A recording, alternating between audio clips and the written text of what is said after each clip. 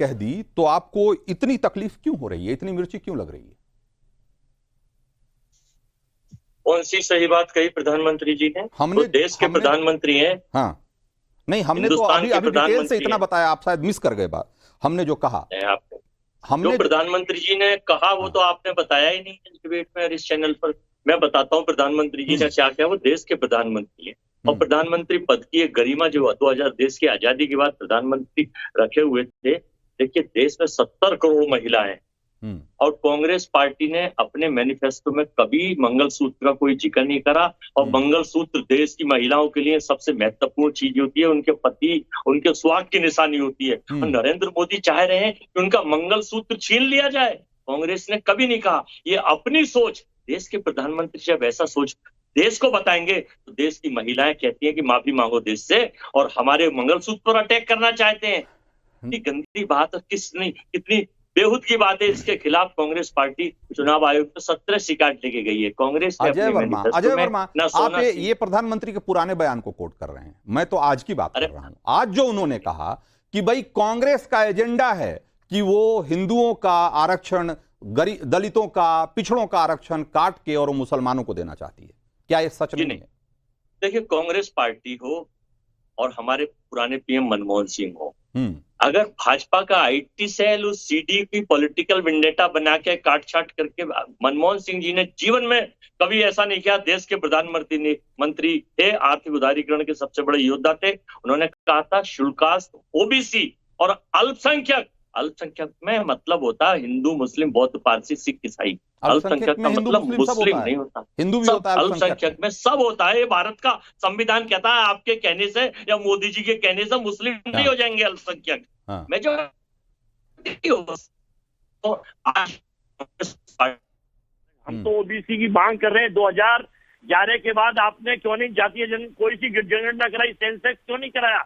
आपकी मंशा क्या है, हम मांग पूछना चाहते हैं। 2021 खत्म हो गया, 24 आ गया। हर 10 साल बाद संविधान में नियम है कि जनगणना होती है और हमने तो जातीय जनगणना इसलिए कराएंगे कि आर्थिक आरक्षण, जो देश में आर्थिक असमानता बढ़ रही है, जो 1% लोगों के पास, अजय वर्मा, आप जाति जनगणना की बात कर रहे हैं। मैं कह रहा हूं कि भाई आप पर सीधा सीधा आरोप यह है कि आप जो हिंदुओं का आरक्षण है, जो दलितों का, पिछड़ों का आरक्षण है, उसको काट करके आप मुसलमानों को देना चाहते हैं। और इसके लिए एक दो नहीं, ऐसे हमने ऐसी बहुत सारे उदाहरण बताए जिसमें कि आंध्र प्रदेश से लेकर, कर्नाटक से लेकर और केंद्र तक हर बार एक कोशिश की गई, कांग्रेस की तरफ से कि मुसलमानों के लिए, यानी कि धर्म के आधार पर आरक्षण का प्रावधान करने की कोशिश की गई, जिसका कि संविधान में जिसका मैंडेट नहीं है।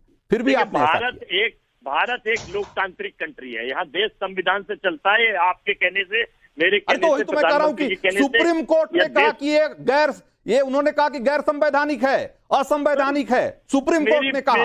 मेरी पूरी पिली तो सुन लीजिए, जब तो आप इसके ऊपर टिप्पणी करिए। बोलने ही नहीं दे रहे।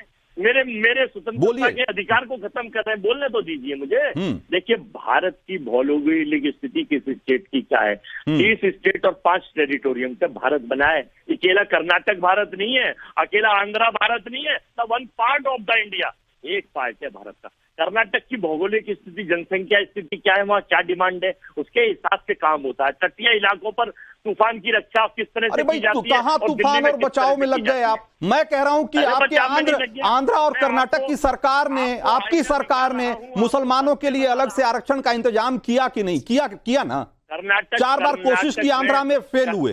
कर्नाटक में आपने किया, 30 साल तक उसको फायदा भी देते रहे। उसके बाद आखिरकार सरकार ने, बीजेपी की सरकार ने उसको हटाया। के हिसाब से डिमांड थी, उस डिमांड के अनुसार टेम्परेचर जब डालेंगे लेकिन उसे सुप्रीम कोर्ट ने असंवैधानिक बताया। आप कह रहे हैं कि देश संविधान से चलता है।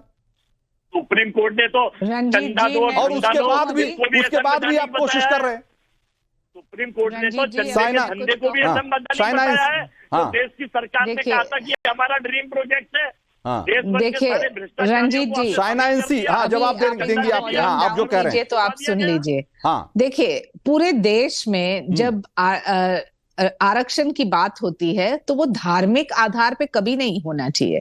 हमारे फोरफादर्स, हमारे कॉन्स्टिट्यूशन के गाइडलाइंस, हमारे संविधान के अनुसार सिर्फ इकोनॉमिकली बैकवर्ड के लिए। अभी आप कांग्रेस पार्टी की बात कर रहे हैं, उनका ये अन्याय पत्र आप पढ़ो तो आपको पता चलेगा कि सिर्फ वोट बैंक की राजनीति, तुष्टीकरण की राजनीति और ये करना कि कैसे हम एक हथियार प्रिपेयर करें जो हमारा वोट बैंक है। दो कम्युनिटीज को लेके, एक है मुसलमान, एक है दलित, और आप देखेंगे कि पिछले 7 साल में इन्होंने कुछ नहीं किया, सिर्फ वोट बैंक को बरकरार रखा। उनकी तरक्की नहीं की, उनकी आर्थिक तरक्की नहीं की, उनके लिए कोई सहायता नहीं, शिक्षा में, नेतृत्व में छोड़िए, ये बड़ी बड़ी बातें करते हैं कांग्रेस पार्टी। कौन से मुस्लिम नेताओं को उन्होंने आगे बढ़ाया? कौन से ऐसे जो जानकार है, शिक्षित हैं, उनको आगे बढ़ाया? कुछ नहीं। दूसरे तरफ ये बार बार मोदी जी को टोकना, ओवैसी हो तो बोलना कि हिटलर है। मैं पूछना चाहती हूँ ओवैसी जी को, क्या आपने इतिहास पढ़ा? क्योंकि जो मोदी जी हिटलर थे तो आपकी बोलती बंद होती, वहां चुप्पी। वहां दूसरे तरफ ये कांग्रेस के जो लोग हैं जो सिर्फ वोट बैंक की राजनीति करे, शायद कभी कभार सचर कमेटी रिपोर्ट पढ़े तो उनको पता चलेगा कि हकीकत में किसने क्या किया है। और जो मोदी जी के लाभार्थी में जो लोअर स्ट्रेटास ऑफ सोसाइटी है, इकोनॉमिकली लोअर, वहां आपको पता है कि 60 करोड़ लोगों को मिला है।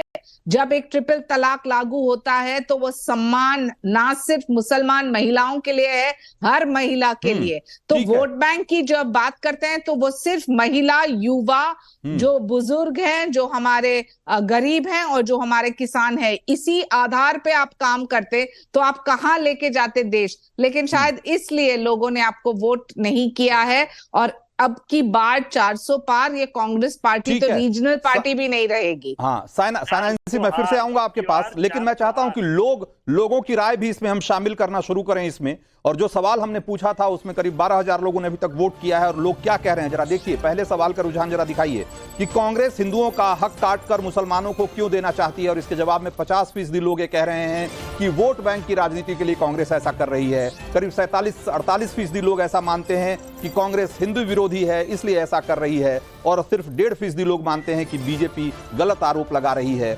कांग्रेस पे। सुभ्रास्ता, तो कांग्रेस का एजेंडा क्या है? वो उसके 4-5 प्रयास जो आंध्र प्रदेश में किया उसने, जो कर्नाटक में किया और जो फिर केंद्र में किया, उससे स्पष्ट हो गया है। और जब आज की तारीख में ये चुनावी मुद्दा बना हुआ है, और चुनावी मुद्दा क्यों नहीं बनना चाहिए? अगर कांग्रेस का एजेंडा है तो उसको एजेंडा रखना चाहिए, देश से मैंडेट लेना चाहिए। यही वो मौका है, यही वो समय है जब आपको जनता से पूछना चाहिए आपको कि भाई आप इस पर राजी हैं कि नहीं।